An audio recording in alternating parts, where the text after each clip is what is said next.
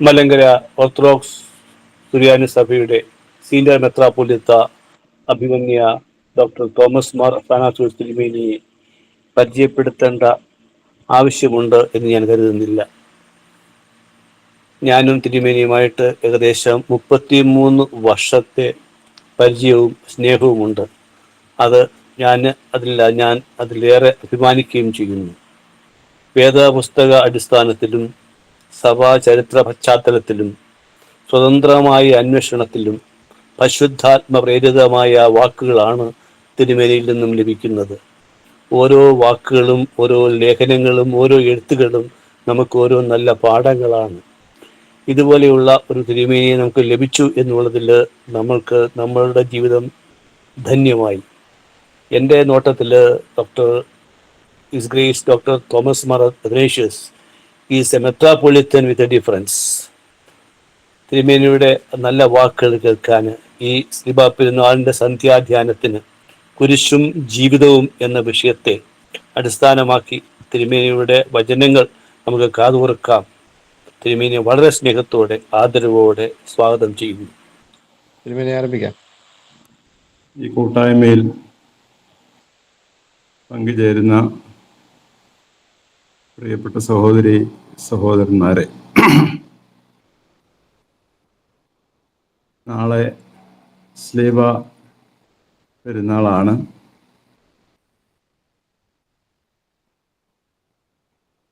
അതാണ് ഒരുപക്ഷെ ഇന്നത്തെ ഈ വിഷയം ആസ്പദിച്ച് സംസാരിക്കുവാൻ എന്നോട് ആവശ്യപ്പെട്ടതിൻ്റെ ഒരു പശ്ചാത്തലം.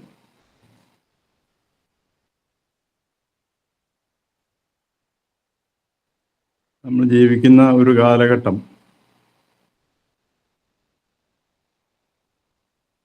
അതിൻ്റേതായ പ്രത്യേകതകളുള്ള ഒരു കാലഘട്ടമാണ്. നിവൃത്തിയുള്ളിടത്തോളം പ്രശ്നങ്ങളും പീഡനങ്ങളും പ്രതിസന്ധികളും എതിർപ്പുകളും ഇല്ലാതെ ജീവിക്കണം എന്ന് ആഗ്രഹിക്കുന്ന ധാരാളം മനുഷ്യരുള്ള ഒരു കാലമാണ്. അപ്പോൾ അങ്ങനെ ഒരു മനുഷ്യർ ചിന്തിക്കുകയും ധരിക്കുകയും ചെയ്യുന്ന ഒരു സമയത്ത് ക്രിസ്തീയ ജീവിതത്തിൽ ക്രൂശിൻ്റെ ഒരു പ്രാധാന്യത്തെപ്പറ്റി ചിന്തിക്കണം, സംസാരിക്കണം എന്നാണ് എന്നോട് ആവശ്യപ്പെട്ടത്.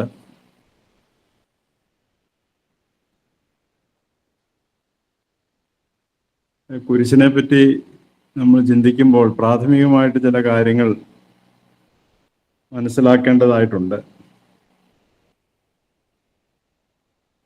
നമ്മൾ കുരിശെന്ന് കേൾക്കുമ്പോൾ തന്നെ കുരിശിൻ്റെ രൂപം ആണ് നമ്മുടെ മുമ്പിൽ വരുന്നത്. മരം കൊണ്ടും ലോഹം കൊണ്ടും ഒക്കെ ഉണ്ടാക്കിയ കുരിശാണ്. അതാണ് നമ്മുടെ മനസ്സിൽ പെട്ടെന്ന് വരുന്ന ഒരു ചിത്രം എന്ന് പറയുന്നത്.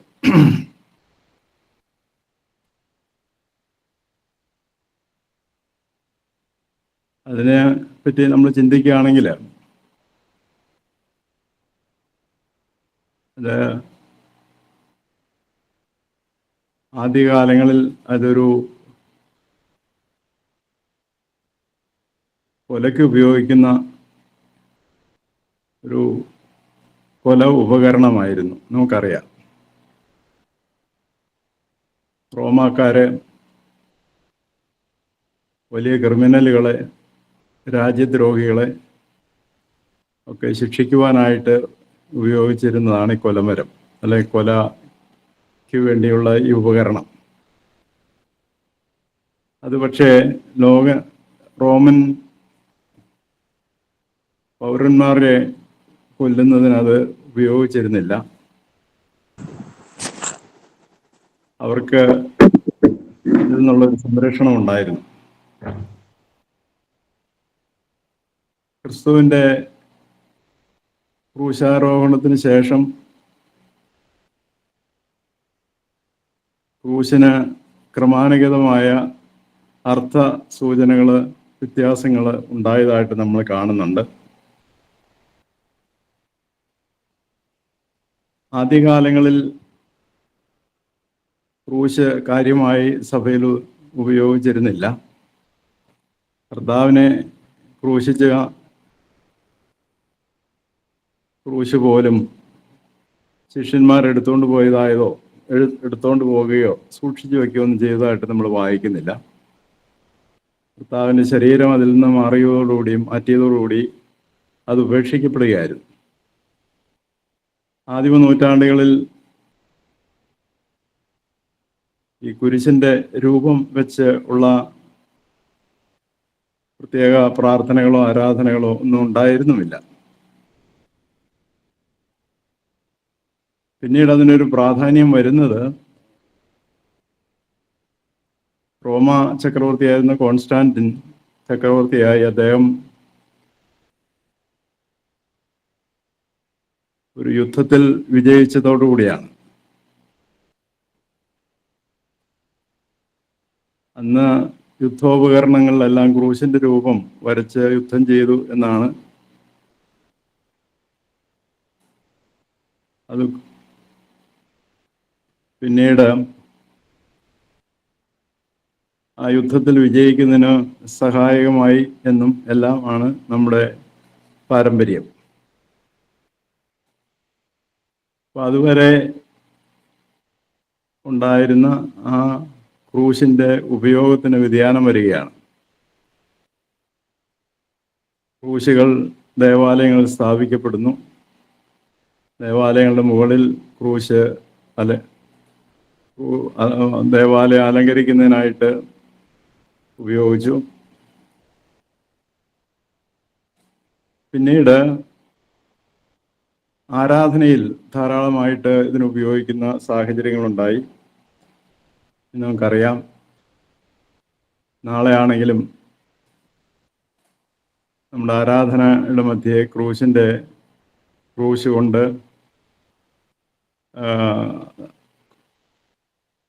സ്ലീബാരാധന നടത്തുന്ന ഒരു ഭാഗമുണ്ട്. നമുക്കറിയാം.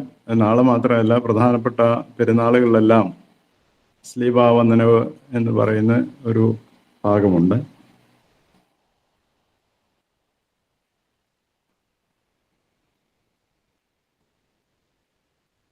വീണ്ടും കുരിശുയുദ്ധ കാലത്ത് ക്രൂശ് പിടിച്ച് അത് ഉയർത്തി കാണിച്ചായിരുന്നു യുദ്ധത്തിന് പോയിക്കൊണ്ടിരുന്നത്. അവിടെ ഇത് യുദ്ധത്തിൻ്റെ വിജയത്തിന് വേണ്ടി പ്രയോഗിച്ചു എന്നത് നമുക്കറിയാം. അടുത്ത കാലത്ത് നമ്മൾ ഏതെങ്കിലും പൊതുസ്ഥലം കയ്യേറുവാൻ നേരത്ത് ക്രൂശ് നാട്ടി കയ്യേറുന്ന രീതിയും നമ്മുടെ നാട്ടിലൊക്കെ സുലഭമായി വന്നിരുന്നൊരു കാലമുണ്ട്. ഇപ്പൊ കുറഞ്ഞെന്ന് തോന്നുന്നു. അപ്പൊ ക്രൂശ് എന്ന് പറയുന്ന വസ്തു കൊണ്ട് പല കാലങ്ങളിലും വ്യത്യസ്തമായ രീതിയിൽ അത് ഉപയോഗപ്പെടുത്തി വന്നിരുന്നു എന്നുള്ളത് പറയുവാനായിട്ട് ഞാൻ ശ്രമിച്ചത്. ആദിമകാലത്ത് ക്രൂശ് ഉപയോഗിക്കുന്ന ഒരു പാരമ്പര്യം ഉണ്ടായിരുന്നില്ല. വീണ്ടും ക്രൂശിൻ്റെ ഉപയോഗം പലതരത്തിൽ ആരാധനയിലും അല്ലാതെയും ഉപയോഗിക്കുന്ന ഒരു രീതി നിലവിൽ വന്നു.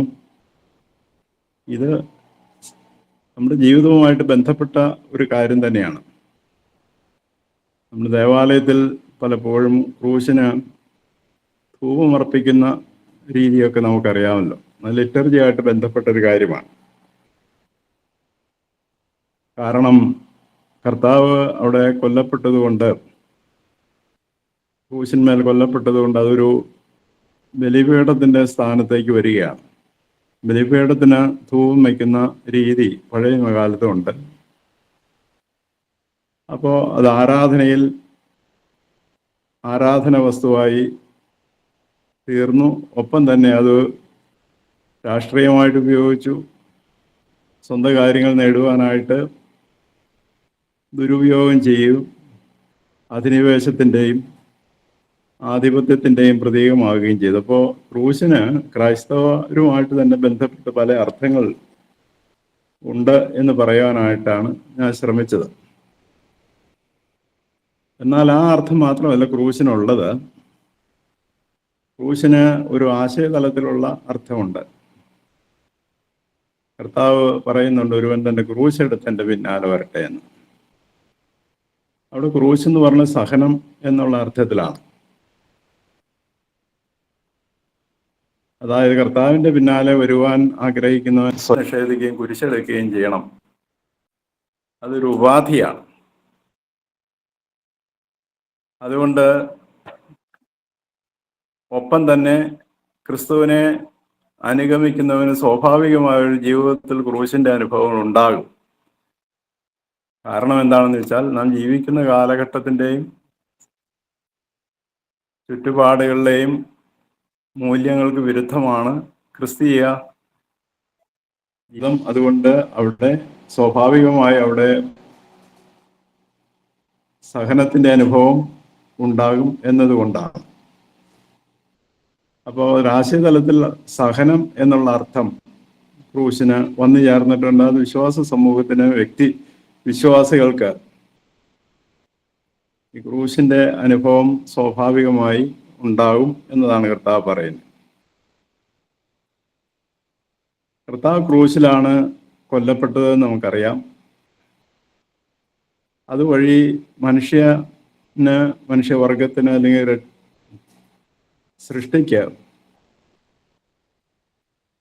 രക്ഷ ലഭിച്ചു എന്നും നമുക്കറിയാം. അതെങ്ങനെ എന്നുള്ളൊരു ചോദ്യം ഉണ്ടായി. കർത്താവ് ക്രൂശിൽ മരിക്കുമ്പോൾ നമുക്ക് എങ്ങനെ രക്ഷയുണ്ടാകുന്നു എന്നുള്ളത്. അപ്പോൾ കർത്താവിൻ്റെ ക്രൂശ് മരണവുമായി ബന്ധപ്പെട്ട് പ്രത്യേകിച്ച് പാശ്ചാത്യ സഭയിൽ രക്ഷാസിദ്ധാന്തങ്ങളുണ്ടായി. അപ്പോൾ ക്രൂശ് കർത്താവിൻ്റെ മരണത്തെ വിശദീകരിക്കുന്നതിന് രക്ഷാസിദ്ധാന്തങ്ങളുടെ രൂപത്തിൽ അത് സഭയിൽ പ്രത്യക്ഷപ്പെടുകയുണ്ടായി. നമുക്കറിയാം, നമ്മുടെ നിക്യാ വിശ്വാസ പ്രമാണത്തിൽ നമ്മൾ ചെല്ലുന്ന വിശ്വാസ പ്രമാണത്തിലും നമ്മൾ വായിക്കുന്നുണ്ട്, നമ്മൾക്ക് വേണ്ടി നമ്മുടെ രക്ഷയെ പ്രതി കർത്താവ് ക്രൂശിക്കപ്പെട്ടു എന്നുള്ള പ്രയോഗം അവിടെയുണ്ട്. അപ്പോൾ മനുഷ്യൻ രക്ഷ കിട്ടിയത് ക്രൂശിലൂടെയാണ്, ക്രൂശ് മരണത്തിലൂടെയാണ് എന്ന് പറഞ്ഞപ്പോൾ അതെങ്ങനെ രക്ഷ കിട്ടി എന്നതിന് വിശദീകരണം ആവശ്യമായി വന്നു. അത് സംബന്ധിച്ചുള്ള രക്ഷാ സിദ്ധാന്തങ്ങൾ രൂപപ്പെടുന്നതിന് ഈ ക്രൂശ് മരണവും എല്ലാം അടിസ്ഥാനമായി തീർന്നു എന്ന് നമുക്കറിയാം. അപ്പോൾ ചുരുക്കത്തിൽ ക്രൂശ് എന്ന് പറയുന്നത് അതൊരു ഉപകരണം മാത്രമല്ല, അത് ഒരാശയതലത്തിൽ ഒരു പീഡനം അല്ലെങ്കിൽ സഹനം എന്നതിൻ്റെ ഒരു പര്യായവുമല്ല. അത് വേദശാസ്ത്രത്തിലും അത് വളരെയധികം കർത്താവിൻ്റെ ക്രൂശ് മരണം വിശദീകരിക്കുന്നതിന് വേണ്ടി ഉപയോഗപ്പെടുത്തിയിട്ടുണ്ട് എന്ന് പറയാനാണ് ഞാൻ ശ്രമിച്ചത്. അതുപോലെ തന്നെ പൗലോസ് അപ്പോസ്തലൻ നമ്മളിവിടെ വായിച്ചു കേട്ടതുപോലെ ക്രൂശ് എന്നത് ക്രിസ്തു സാക്ഷ്യത്തിൻ്റെ ഒരു പര്യായമാണ്. കർത്താവ് ഈ ലോകത്തിൽ നിന്ന് പിരിഞ്ഞപ്പോൾ തൻ്റെ ശിഷ്യന്മാരോട് പറയുന്നത് എൻ്റെ സാക്ഷികളായി തീരുക എന്നതാണ്. കർത്താവിൻ്റെ സാക്ഷികളായി തീരുക എന്നതിൽ ക്രൂശിൻ്റെ അനുഭവം വളരെ പ്രധാനപ്പെട്ടതാണ്.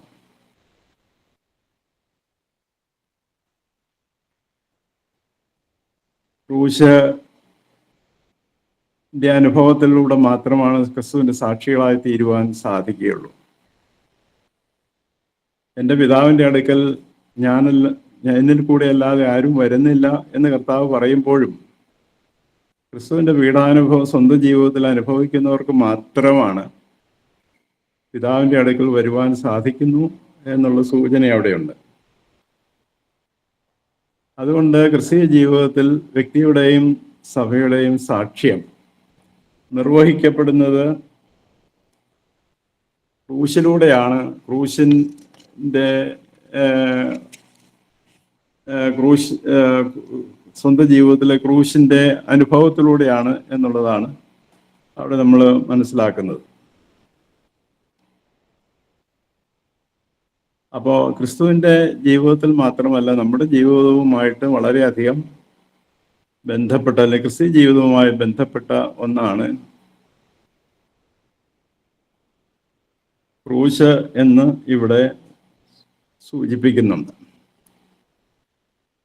ഇനി വീണ്ടും ഇതിൻ്റെ വിശദാംശങ്ങളിലേക്ക്, ക്രിസ്തു ജീവിതവും നമ്മുടെ ജീവിതവുമായിട്ടുള്ള ഇതിൻ്റെ സ്വാധീനതും വിശദാംശങ്ങളിലേക്ക് നമ്മൾ പോകേണ്ടതുണ്ട്.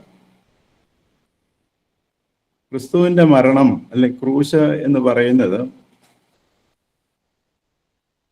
ആ മരണം അതൊരു, നമ്മൾ പറയുന്നൊരു വൈക്കേറിയസ് സഫറിങ് ആയിരുന്നു. ക്രൂശിലെ മരണം ക്രിസ്തുവിന് വേണ്ടിയായിരുന്നില്ല, നമുക്ക് വേണ്ടിയായിരുന്നു. മറ്റുള്ളവർക്ക് വേണ്ടി ഏറ്റെടുത്ത് മരണം സ്വീകരിക്കുന്നതാണ് വൈക്കേറിയസ് സഫറിങ്. ക്രിസ്തുവിൻ്റെ ക്രൂശിൽ അതാണ് നമ്മൾ കാണുന്നത്. അതായത് തെറ്റുകാരായ വീണുപോയ മനുഷ്യർക്ക് വേണ്ടി വ്യക്തിപരമായി ദൈവത്തിന് ബാധ്യത ഇല്ലെങ്കിൽ പോലും ആ മനുഷ്യർക്ക് വേണ്ടി കർത്താവ് പീഡ അനുഭവിക്കുന്ന ഒരു സൂചനയാണ്. അപ്പോൾ മനുഷ്യൻ്റെ വീണ്ടെടുപ്പിന് വേണ്ടി ദൈവം നൽകുന്ന വലിയ വിലയാണ് ക്രിസ്തുവിൻ്റെ വൈക്കേറിയസ് സഫറിങ്, അതായത് അവരിന് വേണ്ടി സ്വയം ക്രൂശിക്കപ്പെടുന്ന അനുഭവം എന്ന് പറയുന്നത്. ഇതെന്തുകൊണ്ടാണ് കർത്താവ് ഇങ്ങനെ അല്ലെങ്കിൽ ദൈവം ഈ ക്രൂശ് ഏക്കുവാൻ തയ്യാറായത് എന്ന് ചിന്തിക്കുമ്പോൾ അതിന് തീർച്ചയായിട്ടും ഒരു അടിസ്ഥാനമുണ്ട്. ഒന്ന്, ദൈവത്തിന് മനുഷ്യനോടുള്ള വലിയ അനന്തമായ സ്നേഹത്തിൻ്റെ അടിസ്ഥാനത്തിലാണ്, അല്ലെങ്കിൽ ആ സ്നേഹമാണ് ഇതിന് പ്രേരിപ്പിക്കുന്നത്. നമ്മൾ ആലോചിച്ച് നോക്കണം, ക്രിസ്തു പീഡനം അനുഭവിക്കുമ്പോൾ ആ പീഡനത്തിൻ്റെ സന്ദർഭത്തിലും അത് നിവർത്തിക്കുവാനുള്ള പ്രേരണയും താല്പര്യവും നിലനിൽക്കുന്നത് എന്തുകൊണ്ടാണ്? മനുഷ്യനോടുള്ള സ്നേഹമാണ്. അതായത് ഈ വൈക്കേറിയസ് സഫറിങ് എന്ന് പറയുന്ന കാര്യത്തിന് പ്രേരണ നൽകുന്നത് മനുഷ്യൻ്റെ വീണ്ടെടുപ്പിനോടുള്ള ദൈവത്തിൻ്റെ വലിയ ആ ഒരു താല്പര്യമാണ്. ആ സ്നേഹം കൊണ്ടാണ് ഈ സഹനത്തിന് കർത്താവിന് സാധിക്കുന്നത്. നമുക്കറിയാം, ഒരു അമ്മ അതിൻ്റെ കുഞ്ഞിന് വേണ്ടി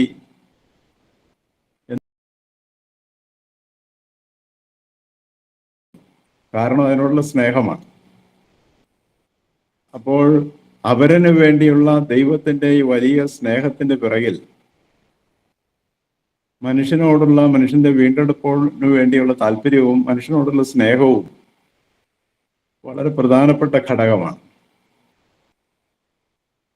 തീർച്ചയായിട്ടും ഈ കാര്യം നമ്മളിൽ നിന്ന് കർത്താവ് ആഗ്രഹിക്കുന്നുണ്ട്. ഞാൻ നിങ്ങളെ സ്നേഹിച്ചതുപോലെ നിങ്ങൾ മറ്റുള്ളവരെ സ്നേഹിക്കണമെന്നാണ് കർത്താവ് പറയുന്നത്. യഹൂദന്മാരോട് കർത്താവ് പറയുന്നത് നിങ്ങൾ നിങ്ങളെപ്പോലെ തന്നെ സ്നേഹിക്കണമെന്നാണ്. തൻ്റെ ശിഷ്യന്മാരോട് പറയുന്നത് നിങ്ങളെപ്പോലെ സ്നേഹിക്കണമെന്നല്ല, ഞാൻ നിങ്ങളെ സ്നേഹിച്ചതുപോലെ, അല്ലേ? യോഹന്നാൻ സുവിശേഷത്തിൽ കാണുന്ന പ്രയോഗം അതാണ്. അപ്പോൾ മറ്റുള്ളവർക്ക് വേണ്ടി സ്വന്തം ജീവൻ കൊടുക്കുന്നത് ക്രിസ്തുവിൻ്റെ സ്നേഹമാണ്, ദൈവത്തിൻ്റെ സ്നേഹമാണ്. ആ സ്നേഹത്തിൻ്റെ ആ വലിയ അവരന് വേണ്ടിയുള്ള സഹനത്തിൻ്റെ അടിസ്ഥാനം എന്ന് പറയുന്നത് പരിധികളില്ലാത്ത വലിയ സ്നേഹമാണ്.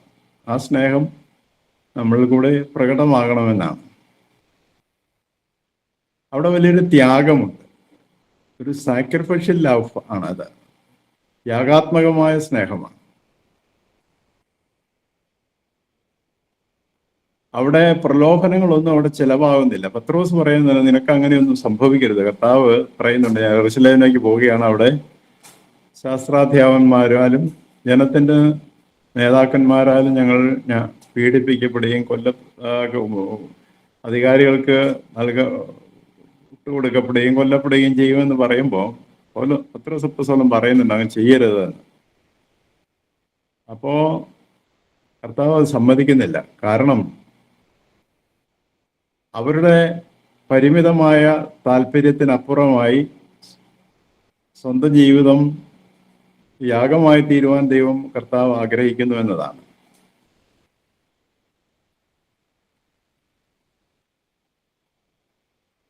അത് ഫിലിപ്പ ലേഖനത്തിലും പറയുന്നുണ്ട്, മനുഷ്യനായി തീരുന്നതും ദാസവേഷം എടുക്കുന്നതെല്ലാം ആ വലിയ യാഗാത്മക സ്നേഹത്തിന്റെ സൂചനകളാണ്. ഒപ്പം തന്നെ ഈ കുരിശ് പൂർണ്ണമായും ദൈവത്തോടുള്ള, പിതാവാൻ ദൈവത്തോടുള്ള രക്ഷാപദ്ധതിയോടുള്ള ക്രിസ്തുവിന്റെ വലിയ അനുസരണത്തിന്റെ സൂചനയാണ്.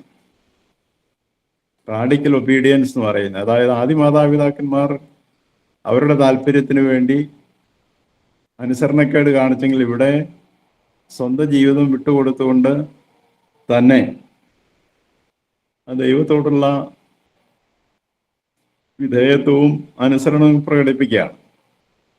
തീർച്ചയായിട്ടും ഇതും നമ്മുടെ ജീവിതവുമായിട്ട് ബന്ധപ്പെട്ട കാര്യമാണ്.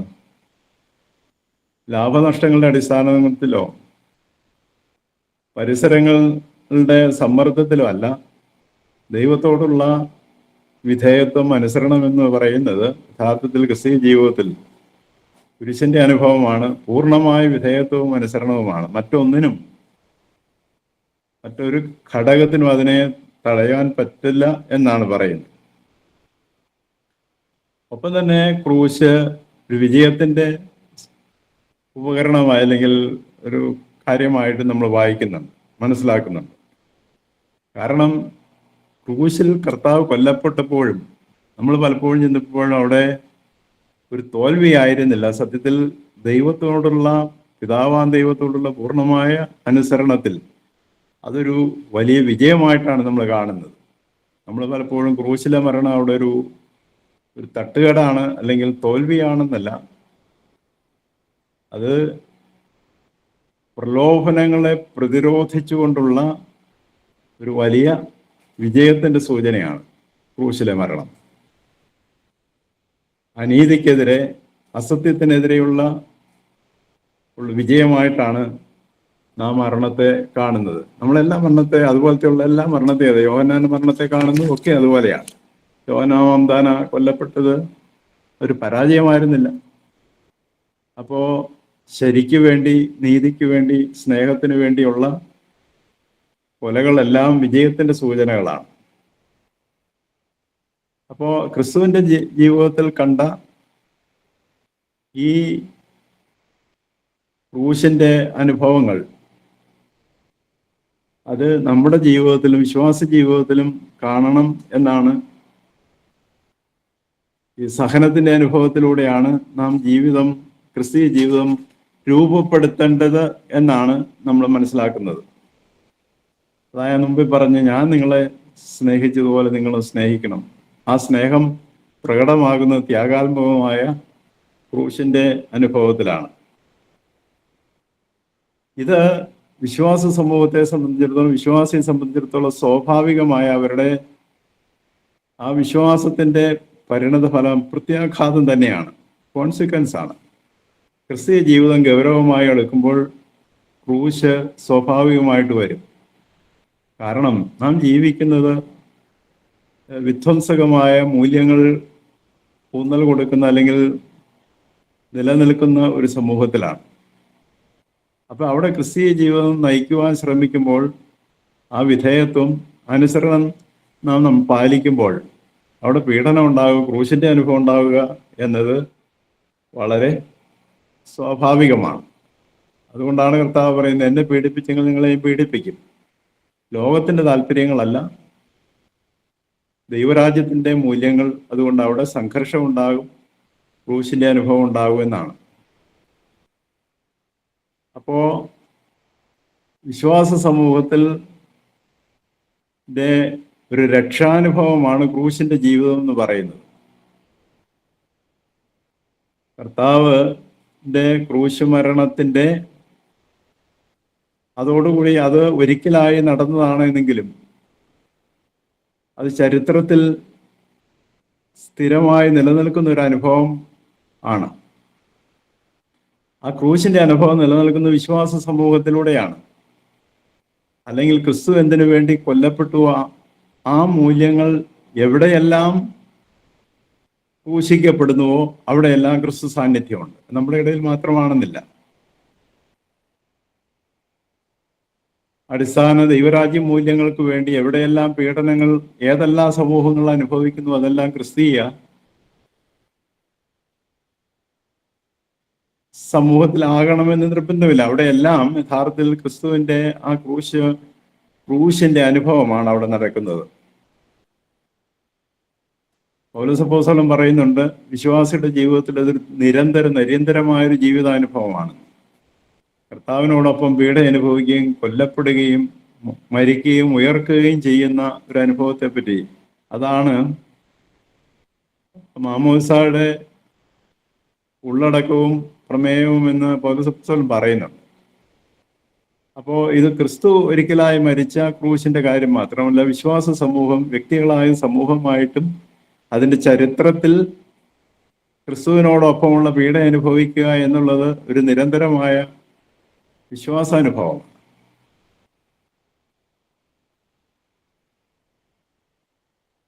അതുകൊണ്ട് അത് ഒരു പ്രതീകം മാത്രമല്ല, വിശ്വാസ സമൂഹത്തെ സംബന്ധിച്ചിടത്തോളം അതൊരനുഭവമാണ്. അതൊരു നിരന്തരമായ പ്രതീകാത്മകമായ ഒരു അനുഭവ സാക്ഷ്യമാണ്.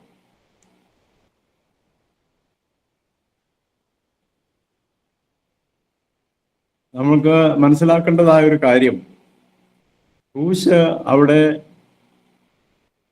ഒരു സത്യത്തിന്റെ പ്രതീകമാണ്. നമുക്കറിയാം, യേശുതമ്പുരാനെ പറ്റിയുള്ള ഒരു പദപ്രയോഗമാണ് സത്യം എന്ന് പറയുന്നത്. അത് വെളിപ്പെടുന്ന ക്രൂശിലാണ്. കാരണം സത്യം ചിലപ്പോ ഒരുപക്ഷെ പാശ്ചാത്യ ചിന്തയിൽ ഒരു വാചകത്തിലെയോ വാക്യത്തിലെയോ അതിൻ്റെ ഒരു ശരിയുടെ കാര്യമാണ്. എന്നാൽ സുവിശേഷത്തിന്റെ പശ്ചാത്തലത്തിൽ സത്യം എന്ന് പറയുന്നത് വളരെ ലിബറേറ്റീവാണ്, വിമോചിപ്പിക്കുന്ന അനുഭവമാണ്. ക്രൂശ് യഥാർത്ഥത്തിൽ മനുഷ്യനെ വീണ്ടെടുക്കുന്ന ഒന്നാണ്. അവൻ്റെ അല്ലെങ്കിൽ അവളുടെ തെറ്റായ ജീവിത സാഹചര്യങ്ങളിൽ നിന്ന്, അനീതി നിറഞ്ഞ ലോകത്തിൽ നിന്ന് മനുഷ്യനെ വീണ്ടെടുക്കുന്നു. അതുകൊണ്ടാണ് യോഹന്നാൻ സുവിശേഷത്തിൽ പറയുന്നത് സത്യം നിങ്ങളെ വിമോചിപ്പിക്കുന്നു, വീണ്ടെടുക്കുന്നു എന്നത്. ആ അർത്ഥത്തിലാണ് ക്രൂശ് ഒരു വിമോചനത്തിന്റെ അനുഭവം കൂടിയാണ്, വിമോചനത്തിന്റെ ഒരു മാധ്യമം കൂടിയാണ്. അപ്പോ ക്രൂശിതനായ ക്രിസ്തു ലോകത്തിന്റെ വീണ്ടെടുപ്പ് നടന്നെങ്കിൽ അവിടെ അത് നടക്കുന്നത് ക്രൂശിലൂടെയാണ്. അപ്പോ ആ ക്രൂശ് വിശ്വാസ സമൂഹത്തെ സംബന്ധിച്ചിടത്തോളം സത്യമാണ്. അത് വളരെ വിമോചിപ്പിക്കുന്ന ലിബറേറ്റീവായിട്ടുള്ള ഒരു കാര്യം കൂടിയാണ്.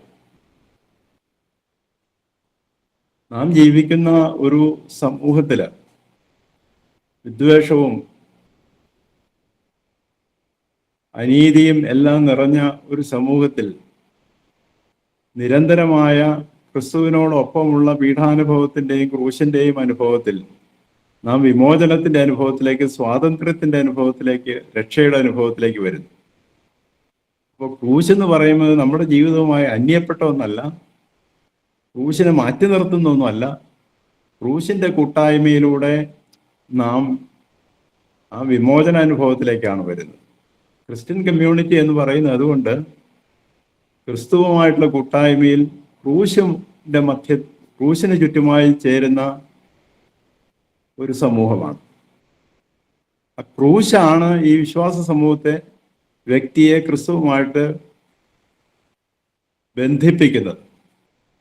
വ്യക്തിയുടെയും വിശ്വാസ സമൂഹത്തിൻ്റെയും പീഡാനുഭവത്തിലൂടെയാണ് രക്ഷയുടെ അനുഭവം വർത്തമാനകാലത്ത് പ്രകടമാകുന്നത്. അതായത് ക്രിസ്തു കൂട്ടായ്മ എന്നത് സാധ്യമാകുന്നത് ക്രൂശുമായിട്ടുള്ള കൂട്ടായ്മയിലാണ്. അത് നമ്മൾ തിരിച്ചറിയേണ്ട ഒരു കാര്യമാണ്. അത് പലപ്പോഴും നമുക്ക് തിരിച്ചറിയില്ല. ഞാനിന്ന് അലക്സിന്റെ മറ്റേ ഒരു കാലത്തെ കണ്ടു. നമ്മൾ പലപ്പോഴും നമ്മുടെ വസ്തുവകകളുടെ നേട്ടത്തിന്റെ കാര്യമാണ് ചിന്തിക്കുന്നത്. എന്നാൽ നഷ്ടപ്പെട്ടു പോകുന്ന മനുഷ്യരെ പറ്റി നമുക്ക് ചിന്തയില്ലാതെയായി പോകും. അതായത് ക്രൂശിന്റെ അനുഭവം വ്യക്തമായിട്ട് മനസ്സിലാകുമ്പോൾ ആ ബന്ധം ക്രൂശിൽ ഈ സമൂഹമായിട്ടാണ് നമുക്കുള്ളത്, വസ്തുവകളുമായിട്ടല്ല നമുക്ക് ബന്ധം എന്ന് പറയും. അപ്പൊ അവിടെ ക്രൂശ് മധ്യത്തിൽ ക്രിസ്തു ബന്ധത്തിലുള്ള കൂട്ടായ്മയായി സഭയെ സ്വയം മനസ്സിലാക്കുവാൻ, തിരിച്ചറിയുവാൻ സാധിക്കുമ്പോഴാണ് ക്രൂശിന്റെ അനുദിന ജീവിതത്തിലുള്ള അനുഭവം നമ്മെ സംബന്ധിച്ചിടത്തോളം അർത്ഥവത്തായി തീരുന്നതെന്ന് തിരിച്ചറിയുന്നത്. അപ്പോ ക്രിസ്തീയ ജീവിതത്തിന്റെ ഒരു ഉള്ളടക്കവും താല്പര്യം എന്ന് പറയുന്നത് ക്രിസ്തുവുമായിട്ടുള്ള ബന്ധം ആണ് എന്നുള്ളതിന് സംശയമില്ല. എന്നാൽ ആ ബന്ധം നിലനിൽക്കുന്നത് ക്രിസ്തു നമുക്ക് സ്വന്തം ജീവിതത്തിൽ പ്രകടമാക്കിയ ക്രൂശിന്റെ കൂട്ടായ്മയിലാണ്. അതുകൊണ്ടാണ് ഞാൻ പറഞ്ഞത്, ക്രിസ്തു ബന്ധത്തിന്റെ നിലനിൽപ്പ് കുരിശ് മധ്യത്തിലുള്ള ഒരു ജീവിത ബന്ധത്തിലാണ്, ഒരു ഫെലോഷിപ്പിലാണ്. അപ്പൊ അത് നമ്മൾ വിട്ടുകളഞ്ഞുകൊണ്ട് മനസ്സിലാക്കാതെ പോകുമ്പോഴാണ് വലിയ പ്രശ്നങ്ങൾ ഈ വിശ്വാസ സമൂഹത്തിന്, വ്യക്തിയുടെ ജീവിതത്തിൽ ഉണ്ടാകുന്നത്. ഈ സ്കാൻഡിനേവിയൻ വേദശാസ്ത്രജ്ഞനായിരുന്ന കീർക്കുഗാർ ഒരിക്കൽ പറയുന്നുണ്ട്, ക്രിസ്തീയ ജീവിതം എന്നത് ഒരു പ്രത്യേകത എന്ന് പറയുന്നത് പീഡനവും സാധാരണ ജീവിതത്തിൽ നിന്നുള്ള വ്യത്യസ്തതയും ദിനംതോറുമുള്ള മാർട്ടിയർഡുമാണ്. അതായത് ദിനംതോറുമുള്ള രക്തസാക്ഷിത്വമാണ്. രക്തസാക്ഷിത്വം എന്ന് പറയുന്നത് നമ്മൾ മരണം എന്നുള്ള അർത്ഥത്തിൽ വേണമെന്നില്ല, ദിനംതോറും ഉള്ള സാക്ഷി ജീവിതവും കൊണ്ടാണ്. ആ സാക്ഷി ജീവിതം സാധ്യമാകുന്ന കുരിശുമായിട്ടുള്ള ബന്ധത്തിലാണ്. അപ്പോൾ ക്രൂശ് എന്നുള്ളത് തീർച്ചയായിട്ടും നമ്മൾ പാരമ്പര്യമായി പറയുന്ന അതിനൊരു റിക്കൺസിലിയേഷന്റെ ഒരു അർത്ഥമുണ്ട്. അതായത് ദൈവത്തെയും ലോകത്തെയും ബന്ധിപ്പിച്ച ഒന്നാണ്. അതായത് വെർട്ടിക്കലായിട്ടൊരു ബന്ധം. അതുപോലെ തന്നെ ഭിന്നിച്ചിരുന്ന, ഫ്രാഗ്മെന്റഡ് ആയിരുന്ന, പല കാരണം കൊണ്ടും വിഭജിതമായിരുന്ന സമൂഹത്തെ ഏകമാക്കിയത്. ആ ഒരു റിക്കൺസിലിയേഷന്റെ വലിയ ഒരു ഉത്തരവാദിത്വം ഈ സഹനത്തിന്റെ അനുഭവത്തിൽ നമുക്ക് ഉണ്ടാകേണ്ടതുണ്ട്. നമുക്കെല്ലാം ഉണ്ട്, എല്ലാം ലഭ്യമാകുന്ന ഒരു അവസരത്തിൽ ഈ സഹനത്തിന്റെ പ്രാധാന്യം നമ്മൾ മറക്കുകയും സഹോദരങ്ങളുമായിട്ടുള്ള ബന്ധം വീണ്ടും ഒരു ഫെലോഷിപ്പിലേക്ക് കൊണ്ടുവരുന്നതിൽ നമ്മൾ താല്പര്യം കാണിക്കാതെ വരികയുമാണ്. അപ്പൊ അവിടെ ദൈവവുമായിട്ടുള്ള ബന്ധം മാത്രമല്ല, മനുഷ്യനുമായിട്ടുള്ള ആ റിക്കൺസിലിയേഷനും ഇല്ലാതെ വരുന്നു. ആ ക്രൂശിന്റെ അടിസ്ഥാന താല്പര്യം അവിടെ തകരുകയാണ്. അപ്പൊ ക്രൂശ് ക്രിസ്തീയ ജീവിതവുമായിട്ടുള്ള വളരെ അടിസ്ഥാനപരമായ ഒരു ബന്ധം ഉണ്ട് എന്ന് സൂചിപ്പിക്കുന്ന, അത് വിമോചിപ്പിക്കുന്ന ഒരു സത്യമാണ്. വിശ്വാസ സമൂഹത്തെയും സൃഷ്ടിയെയും മുഴുവനായിട്ട് ഏകമാക്കുന്ന ഘടകമാണ്. ദൈവഹിതം പൂർണ്ണമായ സ്വന്തം ജീവിതത്തിൽ ഏറ്റെടുക്കുന്ന ആ വലിയ അനുസരണത്തിന്റെ അനുഭവമാണ്.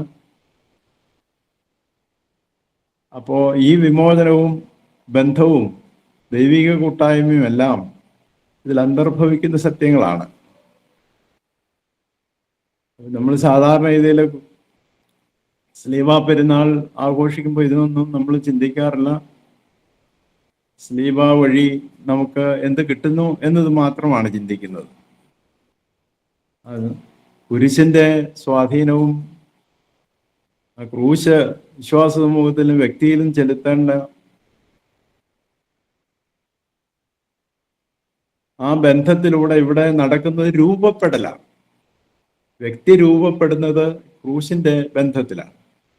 വിശ്വാസ സമൂഹം അതിന്റെ രൂപം പ്രാപിക്കുന്നതും അതുപോലെ തന്നെ ക്രൂശുമായിട്ടുള്ള ബന്ധത്തിലാണ്. ക്രൂശാണ് വിശ്വാസ സമൂഹത്തെയും വ്യക്തിയെയും രൂപപ്പെടുത്തുന്നത്. അതൊരു പ്രോസസ്സാണ്. അപ്പൊ ക്രൂശുമായിട്ടുള്ള ബന്ധത്തിൽ നാം ക്രിസ്തുവുമായിട്ട് ബന്ധപ്പെടുന്നു, സഹോദരങ്ങളുമായി ബന്ധപ്പെടുന്നു. നമുക്ക് രൂപം, നമ്മൾ ശരിയായ വിശ്വാസ സമൂഹത്തിന്റെ വിശ്വാസികളുടെ രൂപം ആർജിക്കുന്നു. അപ്പൊ അത്രമാത്രം അർത്ഥ സാധ്യതയുള്ള ഒരു കാര്യമാണ് കുരിശ്. അത് നമ്മുടെ ജീവിതത്തിൽ സ്വാധീനം ചെലുത്തേണ്ടതുമാണ്. ക്രൂശരഹിതമായ ഒരു ജീവിതത്തിന് വേണ്ടിയാണ് പലപ്പോഴും നമ്മൾ ആഗ്രഹിക്കുന്നത്. അടിസ്ഥാനപരമായി ഒരു വിരുദ്ധാശയമാണ്. നമ്മുടെ ജീവിതത്തിന് ധന്യത നൽകുന്നത്, നമ്മുടെ ജീവിതത്തിന് അർത്ഥം നൽകുന്നത്, നമ്മുടെ ജീവിതത്തിന് വീണ്ടെടുപ്പ് നൽകുന്നത്, ബന്ധങ്ങൾ റീക്ലെയിം ചെയ്യുന്നതെല്ലാം കുരിശ് വഴിയാണ്. അതിന് നമുക്ക് സാധിക്കേണ്ടതുണ്ട് എന്നത് മാത്രമാണ് ഈ ക്രൂശുമായിട്ടുള്ള ബന്ധത്തിൽ എനിക്ക് പറയാൻ ഞാൻ ചിന്തിച്ച കാര്യം. എന്തെങ്കിലും സംശയിച്ചോ വല്ല സമയം ഉണ്ടെങ്കിൽ ചോദിക്കാവുന്നതാണ്. തിരുത്തുണ്ടെങ്കിൽ അതാകാവുന്നതാണ്.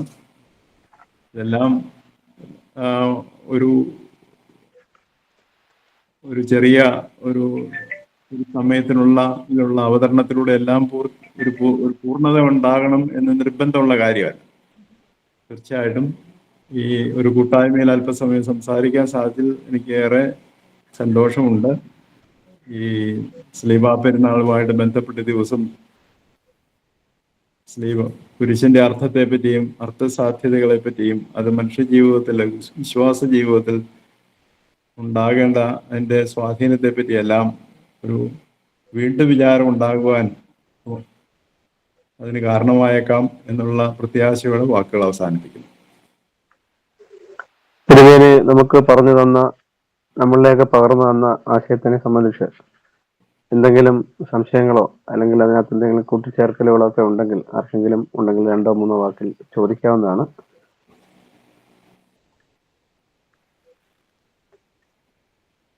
ഹലോ ശിവച്ച.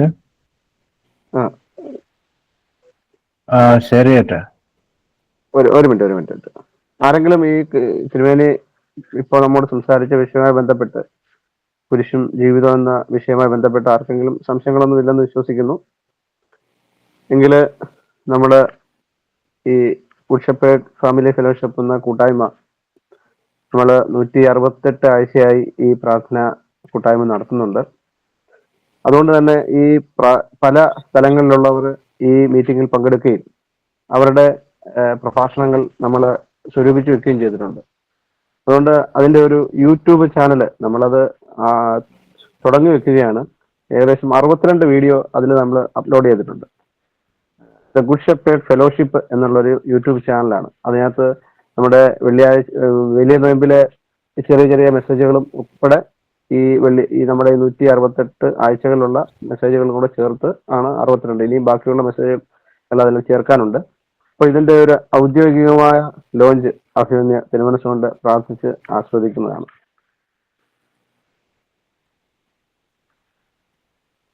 നമ്മുടെ ഈ ഗുഡ് ഷെപ്പേർഡ് ഗ്രൂപ്പ് തുടങ്ങിയിട്ട് കാലങ്ങൾ വളരെ ആയി. പക്ഷെ ആ ഗ്രൂപ്പ് നിലനിൽക്കുന്നു. ധാരാളം പേര് അതിൽ പങ്കെടുക്കുന്നു, ആശയങ്ങൾ കൈമാറുന്നു, പലതും പഠിക്കുന്നു. അതിനുള്ളൊരു സാഹചര്യം ഒരുക്കിയതിന് പ്രത്യേകമായിട്ട്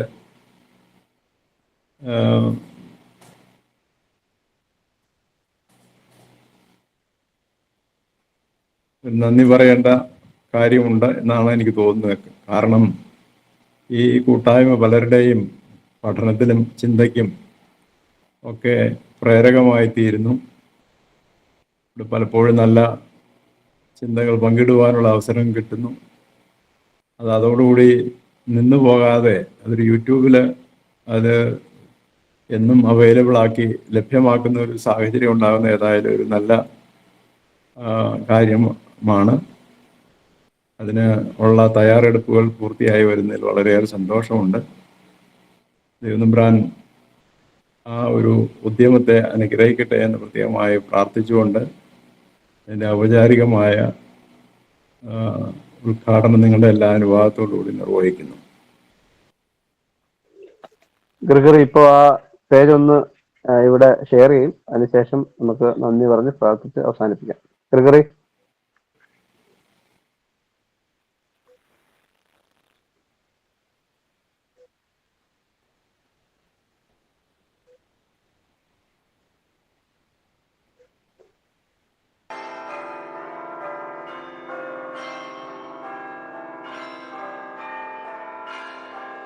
ഇത് ഗുഡ് ഷെപ്പേർഡ് ഫെലോഷിപ്പ് എന്ന് നമ്മൾ യൂട്യൂബിൽ അടിച്ചു കൊടുത്താൽ അതിൽ നമ്മുടെ കുറെ നമ്മൾ ഇതുവരെ ആഡ് ചെയ്തിരിക്കുന്ന വീഡിയോകളൊക്കെ നമുക്ക് കാണാം, പ്രസംഗങ്ങളൊക്കെ കേൾക്കാം. തുടർന്ന് നമ്മുടെ കയ്യിൽ സ്റ്റോക്കുള്ള ബാക്കിയുള്ള എല്ലാ വീഡിയോകളും നമ്മൾ ഇതിനകത്ത് അപ്ലോഡ് ചെയ്യുന്നതാണ്. അപ്പോൾ ഇതിനകത്ത് എല്ലാവരും സബ്സ്ക്രൈബ് ചെയ്യുക. ഇത് മുമ്പിൽ സമർപ്പിച്ചുകൊണ്ട്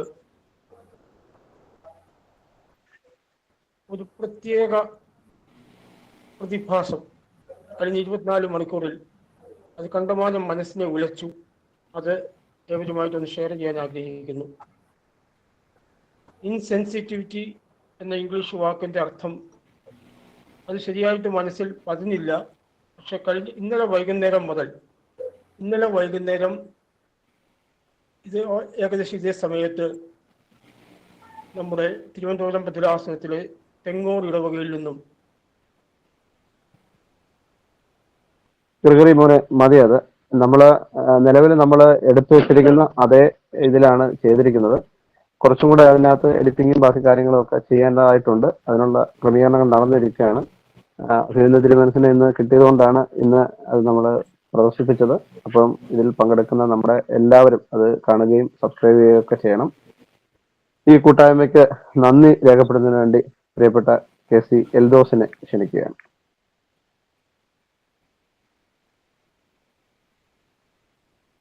ദൈവതിരുനാമം മഹത്വപ്പെടുമാറാകട്ടെ. അഭിവന്യ തിരുമേനി, സ്നേഹമുള്ള വൈദികരെ, പ്രിയമുള്ള മാതാപിതാക്കളെ, സഹോദരി സഹോദരങ്ങളെ, good shepherd orthodox Syrian Christian family fellowship എല്ലാ ആഴ്ചയും നടത്തി വരാറുള്ള 168ാമത് പ്രാർത്ഥനാ യോഗവും അതോടൊപ്പം തന്നെ നമ്മുടെ യൂട്യൂബ് ചാനലിന്റെ ഒഫീഷ്യൽ ലോഞ്ചും ആണ് ഇന്നേ ദിവസം ഇവിടെ കൂടിയിട്ടുള്ളത്. ഇന്ന് നമ്മുടെ യോഗത്തിൽ ക്രിസ്തീയ ഗാനം ആലപിച്ച ശ്രീമതി ഫാൻസി ബെന്നിയോടും വേദവായന നടത്തിയ സിസ്റ്റർ സൂസൻ SR, പ്രാരംഭ പ്രാർത്ഥനയിലൂടെ നമ്മളെ അനുഗ്രഹിച്ച മത്തായി തൊഴുത്തെങ്കിലച്ചൻ, സ്വാഗതം ആശംസിച്ച പ്രൊഫസർ PA ഉമ്മൻ സാർ എന്നിവരോടുമുള്ള നന്ദി സ്നേഹവും യോഗത്തിന്റെ പേരിൽ നേരട്ടെ. ഇന്നത്തെ ഈ ദിവസം നമ്മുടെ വിശിഷ്ട അതിഥിയായി കടന്നു വന്ന് നമ്മളെ അനുഗ്രഹിച്ച കുരിശും ജീവിതവും എന്ന വിഷയത്തെക്കുറിച്ച് വളരെ ആധികാരികമായിട്ടുള്ള ഒരു പഠനം തന്നെയാണ് അഭിയന്യനായ അത്താനാസിയോസ് തിരുമേനി നമുക്ക് നൽകിയത്. ക്രൂശ് എന്നാൽ സഹനമാണ്. ക്രിസ്തുവിനെ അനുഗമിക്കുന്നവർക്ക് ക്രൂശിന്റെ അനുഭവം ഉണ്ടായിരിക്കണമെന്നും ക്രൂശ് വെറും ഒരു ഉപകരണമല്ല, അത് ക്രിസ്തു സാക്ഷ്യത്തിന്റെ നേർ പര്യായമാണെന്നും പൂർണ്ണമായ വിധേയത്വവും പൂർണ്ണമായ അനുസരണവും ക്രൂശിലൂടെ നമുക്ക് വേണമെന്നും അഭിയന്തനായ തിരുമേനി നമ്മളെ ക്ലാസുകൾ കൊണ്ട് ഉത്ബോധിപ്പിച്ചു. ക്രിസ്ത്യൻ കമ്മ്യൂണിറ്റി ക്രൂശിന്റെ മധ്യത്തിൽ ചേർന്ന് നിൽക്കണം. ക്രൂശിന്റെ ജീവിതം എല്ലാവരെയും ക്ഷമിക്കുവാനും എല്ലാവരെയും മനസ്സിലാക്കുവാനും എല്ലാവരെയും കരുതുവാനുമുള്ള ഒരു മാർഗമായിട്ടും കൂടി ഈ ശ്ലീബ പെരുന്നാളിന്റെ സന്ധ്യായാമത്തിൽ വളരെ മനോഹരമായിട്ടുള്ള വളരെ ഏറെ ദീപനമായിട്ടുള്ള കാഴ്ചപ്പാടുകളെ അഭിയന്യ തിരുമേനി നമുക്ക് വ്യക്തമാക്കി തന്നു. മലങ്കര സഭയുടെ കർമ്മനിരതനായ പ്രാന്തദർശിയാണ്. മലങ്കര ഓർത്തഡോക്സ് സുറിയാനി സഭയുടെ സീനിയർ മെത്രാപ്പോലീത്തയും കൂടിയായ അഭിയന്യ ഡോക്ടർ തോമസ് മാർ അത്താനാസിയോസ് മെത്രാപ്പോലീത്ത. വ്യക്തിപരമായി ഏറെ അടുപ്പവും ഏറെ ബന്ധവും കാത്തു സൂക്ഷിക്കുന്ന എൻ്റെ ഒരു ആത്മീയ പിതാവും കൂടിയാണ്. ഒരുപാട് സഭകളെ കുറിച്ച് പല മിഥ്യാധാരണകൾ ഉണ്ടായിരുന്നു എനിക്ക്. അതൊക്കെ തിരുമേനിയുടെ എഴുത്തുകളാലും ക്ലാസ്സുകളാലും എനിക്ക് ഒരുപാട് അനുഭവപ്പെട്ടിട്ടുണ്ട്. അതുകൊണ്ട് സ്വർഗീയ കാര്യങ്ങളെ വിവേകത്താൽ ദർശിക്കുന്ന അഭിമന്യ തിരുമേനി നമ്മൾക്കിന്ന് ഈ ക്ലാസ്സിൽ കിട്ടിയത് തന്നെ വലിയൊരു അനുഗ്രഹവും വലിയൊരു ഭാഗ്യമായിട്ട് കാണുന്നു. വർത്തമാന കാലഘട്ടങ്ങളിൽ സഭാധ്യക്ഷന്മാർ ഉൾപ്പെടെ കാണിക്കുന്ന ധൂർത്തും വങ്കത്തരവും ധനസമാഹരണ വ്യഗ്രതയും ഒന്നുമില്ലാത്ത വളരെ ലളിതമായ ജീവിതം കൊണ്ടും ലളിതമായ പ്രഭാഷണ ശൈലി കൊണ്ടും ലളിതമായ ഭക്ഷണ രീതികൾ കൊണ്ടുവരെ നമ്മളെ തിരുമേനി അനുഗ്രഹത്തെ അത്ഭുതപ്പെടുത്തിയിട്ടുണ്ട്. ഈ കൂട്ടായ്മയിലേക്ക് നമ്മളുടെ ക്ഷണം സ്വീകരിച്ച് നല്ല ഒരു ക്ലാസ് എടുത്തു തന്ന അഭിമന്യ തിരുമേനിയോട് എല്ലാവിധ നന്ദിയും സ്നേഹവും അവിടുത്തെ തൃപ്പാദത്തിൽ സമർപ്പിക്കുന്നു. വന്നു ചേർന്ന എല്ലാവരോടും ഒറ്റ വാക്കിൽ നന്ദി പറഞ്ഞുകൊണ്ട് എന്റെ വാക്കുകൾ നിർത്തുന്നു. നമ്മുടെ മോഡറേറ്ററായിട്ട് ബഹുമാനപ്പെട്ട ഷിബു ചേട്ടനോടും ഉള്ള നന്ദി സ്നേഹ ഉത്തരണത്തിൽ അറിയിക്കട്ടെ. ദൈവം എല്ലാവരെയും അനുഗ്രഹിക്കട്ടെ. നമ്മുടെ പ്രോഗ്രാം അവസാനിക്കുകയാണ്. നമ്മുടെ ഓ തോമസ് അച്ഛൻ പ്രാർത്ഥിക്കുന്നതും അഭിനന്ദ തിരുമനസ്സുകൊണ്ട് ആശീർവാദം നൽകുന്നതുമാണ്. സമാപന പ്രാർത്ഥനയ്ക്കായിട്ട് ഓ തോമസ് അച്ഛനെ ക്ഷണിക്കുന്നു.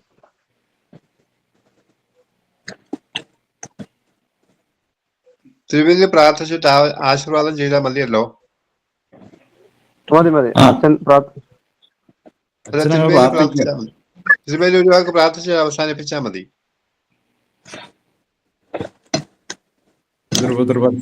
പിതൃപുത്ര പരിശുദ്ധാത്മാവായ ദൈവമേ, ഞങ്ങളെല്ലാവരും അനുഗ്രഹിക്കണമേ. സ്ലീബാ പെരുന്നാൾ സഭ ആകമാനം ആഘോഷിക്കുന്ന സന്ദർഭമാണല്ലോ. കുരിശിന്റെ അർത്ഥത്തെ മനസ്സിലാക്കി അതിൻ്റെ വിമോചനാത്മകതയും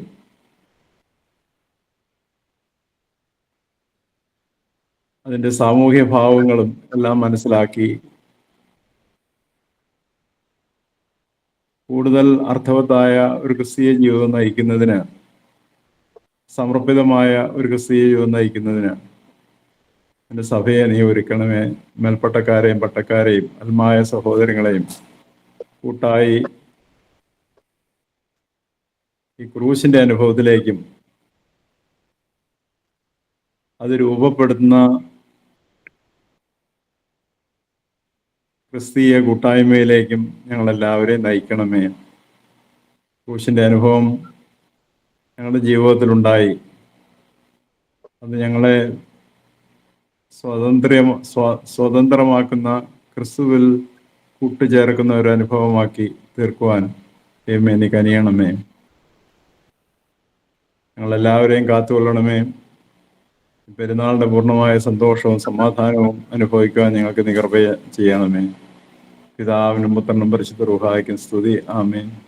പിതാവാം ദൈവത്തിന്റെ സ്നേഹജാതനായ പുത്രന്റെ കൃപയും പരിശുദ്ധ റൂഹായുടെ സംബന്ധവും കൂട്ടായ്മയും നാം എല്ലാവരോടും, പ്രത്യേകിച്ച് ഈ പ്രസ്ഥാനത്തോടും ഇതിന്റെ നേതൃത്വം നൽകുന്നവരോടും സഹകരിക്കുന്നവരോടും ഇന്നും എന്നേക്കും ഉണ്ടായിരിക്കട്ടെ. ആമേൻ.